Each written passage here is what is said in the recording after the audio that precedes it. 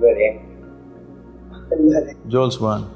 That octopus thing I read when I was in third standard. I think that was one of the first books probably when I was in third, fourth standard which freaked me out.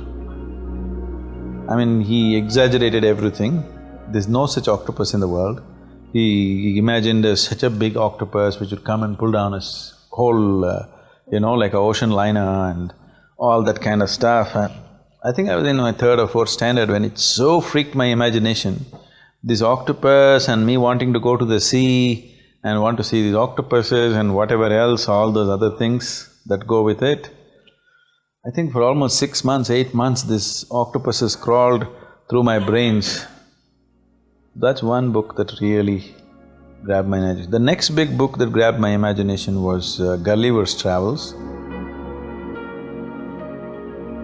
I wanted to go to those islands and meet those little people and kick them around a little bit, and just the idea, because when you're 7, 8, you're a bloody Lilliput in the world, everybody is taller than you and everybody thinks he's adult and everybody…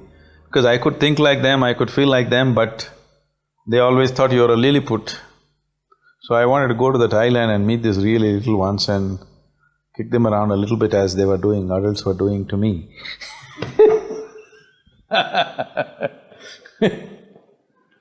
So Gulliver's Travels really did that.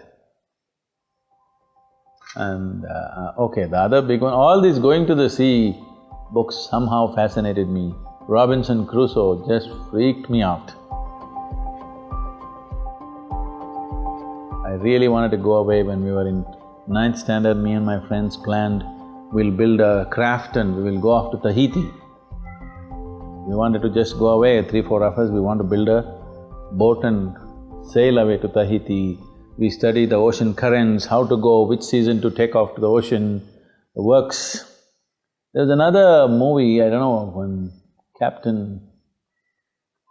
There used to be a lot of English movies at that time where kids run off to the ocean, as what do you call them? Stowaways. As a stowaway, you go away in a ship. All these stories caught my imagination so much. Always we were chanting, if you run, you must run to the sea, you must run to the sea. We never ran, fortunately. We almost ran, but we didn't run. Robinson Crusoe, and later on, it still fascinated me that island getting lost thing was, what is this? Ibsen's Creighton, what is it? Admirable Creighton.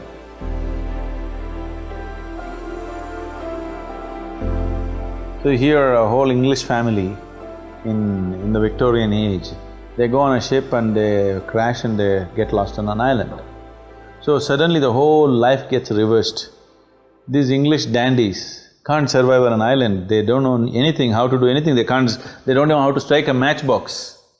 So slowly this Creighton is a cook, slowly cook gradually becomes the leader, and this aristocrat becomes a buffoon on the island.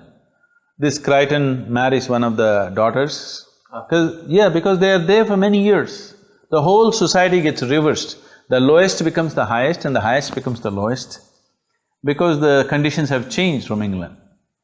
And after some 8 or 10 years, one day a ship comes and they don't know what to do, because now the cook has become the boss. Suddenly if the ship comes, everything will get reversed again. But Creighton says, this is the natural order of society. There, that was the order. Here, this is the order. If you go back to England, once again that's the order. So he sets up the smoke signal, ship comes and picks them up, and then they come back to England. And once again Creighton becomes a cook. And suddenly the dandy feels so uncomfortable, because all these days he was a buffoon, was good for nothing, and suddenly he is the boss now. And they all invent stories, how they survived on the island and how they did wonderful things, and Creighton won't say one word for everything, he says, yes, sir. He again becomes a butler in their family. So that's Admirable Creighton.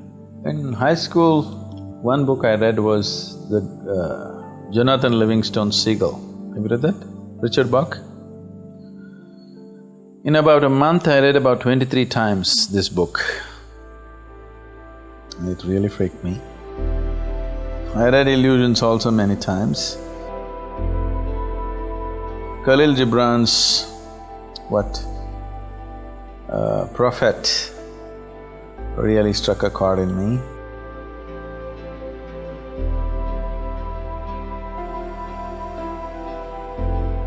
More than that, Mikhail Hami's The Book of Mirdad, oh, that was wonderful.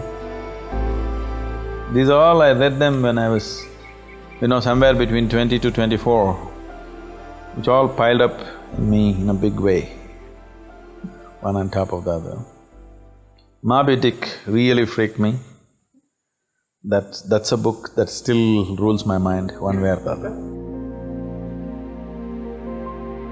That's about a whale, again sea, I don't know why. And Tolstoy was really… it affected me quite a lot. Dostoevsky and Tolstoy, that made a big impact on me. Have you read War and Peace? Yeah. I've read almost all the books of Tolstoy.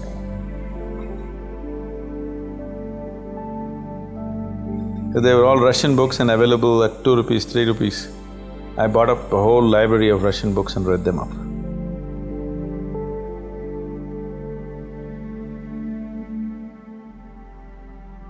What way books transcend our life? They don't transcend.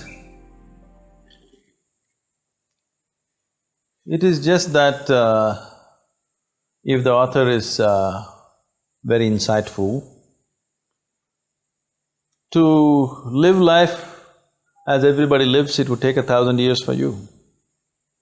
But in those 2 days when you read a 500-page book, which goes into somebody's life intricately, you actually live through that without actually having to go through all that.